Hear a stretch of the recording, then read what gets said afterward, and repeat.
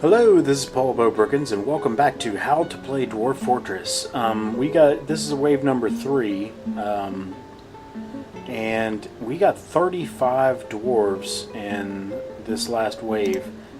So I figured this video could be a tutorial on not necessarily how you have to organize your dwarfs using Dwarf Therapist, but how I do it.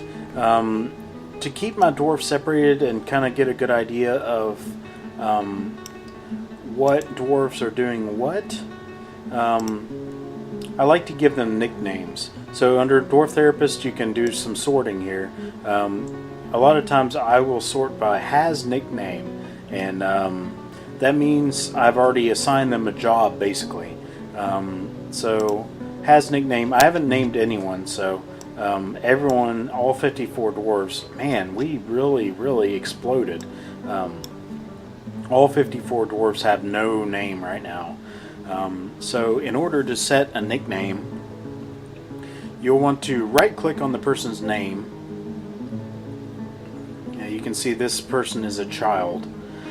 You can also tell that I like to sort out the children by seeing who has the recovering wounded and feed patients thing disabled by default. That means they're a child, because if you're an adult, you'll automatically have that enabled. So go ahead and right click on the person's name, and there'll be a couple of things in the menu here. You can set their nickname down here. So set nickname, a little dialog box will come up and you can name them whatever. I initially I kept their first name, but I changed their initial, like the initial of their name, to whatever job they had. That got a little confusing. I hate to destroy their identity like this, but I make their identity, their entire nickname, their profession. So this is a kid. That's his profession.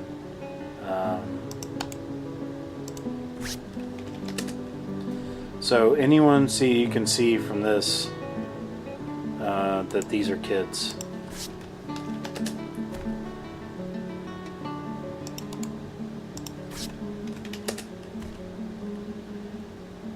And a kid. So it's pretty, I mean, you have to select, you can't mass do it, you have to do each individual one, but in the end it ends up being a lot more organized. So if I commit the changes here, this is how you change something that you've made a change to, actually change it in the game. You commit changes, and see, now all of these kids have the nickname kid. Some of them are babies, some of them are children. I originally separated that as well, but it ends up they have the same function basically. They do nothing other than eat. So I just put them all under the kid category. And you also, like, this person's primary job is wood, related to wood. So I put their job as wood. I kind of make it a kind of a broad thing. Of course, they might have other jobs as well, but I like to kind of, whatever their major job is. This person is a miner. Set nickname.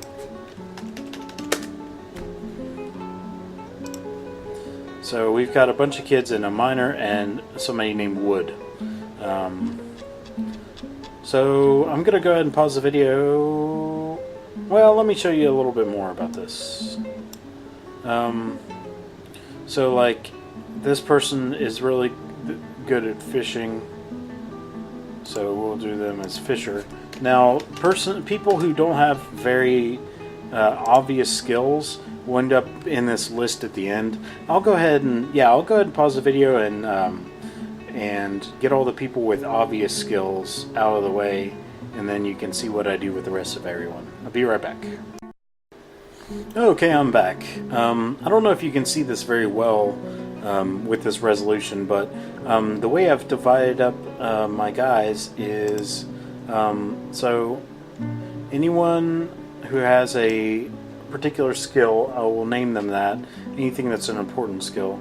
We've got fishers. They have the fishing skills.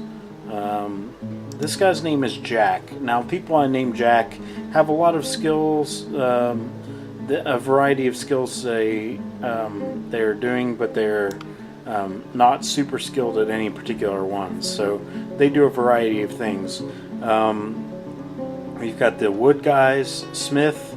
He's not good at smithing yet, but he is our smith for the most part. These guys are rangers, which means they've got these enabled.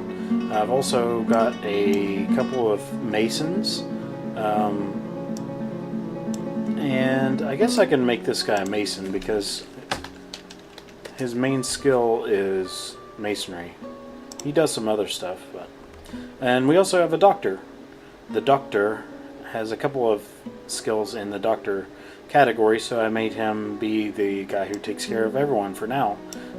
This mason, who used to be Jack, is our only diagnostician, so he's going to end up being our chief medical dwarf. But now all these other people, I end up naming peasant until they figure out what they're going to do with their lives. A lot of these guys are good at farming because they just don't have very much else going on. Most of them have a skill scattered here and there, but for the most part they don't do anything. But before I make peasants, I go ahead and look at their military skills on this second tab here and see if they're good at military. See, most of these guys are actually trained. They can be in the military. It looks like we have 1, 2, 3, 4 people who can be Marks dwarves, and 1, 2, 3, 4, 5, 6 that can be melee people. So 10 out of the 19 peasants are actually skilled in military. So we'll go ahead and assign them to the military. Now, the way that I assign my military people in Dwarf Therapist is I give them the nickname either Archer or Army. Now, just recently I kind of edited this to include the Army, meaning the melee people, include their main weapon. So I will put this person as Army A because they're an axeman, and this person is a maceman, so that would be Army M. This is a recent addition that I started doing recently. So I like to say recently a lot, I guess. Just to distinguish, so like when I'm making weapons and stuff, I can quickly tell, according to their name, what kind of weapon they use. So, so we have archers, which all basically are the same, and then we have the army, but the army is split up depending on their weapon. And eventually, you might want to split up your squads once you have a lot of army people, depending on what weapon they have. So if you have like 8 people who wield axes, then you could put them in their own squad, and they're more effective in terms of training. So that's a good way of separating that out. So a lot of times with these peasants, well, let me go ahead and separate out the military people. I already showed you how to enable them in the military screen, but I'll quickly go over that again. If you go back into the game and you hit M, we only have 2 squads right now. One melee squad and one ranged squad. So let's go into the melee one. Find an available spot by going down here to this available spot. Now, it'll default to the first spot. You don't want to make just any random person your squad leader, so make sure you scroll down to the 4th spot before you start assigning people. You can go through and see who has relevant skills. I know we have a good amount of people. Now our mechanic is actually important to have, so we're going to leave him off of army duty for now. So this person, it doesn't have a nickname, so that means they didn't have anything especially important. Mechanic. There's a competent spear dwarf. There's another one. Axe dwarf. man, we're gonna have a lot of people in the army. So this will be good. I can kind of show you how they work a little bit better since we have more people.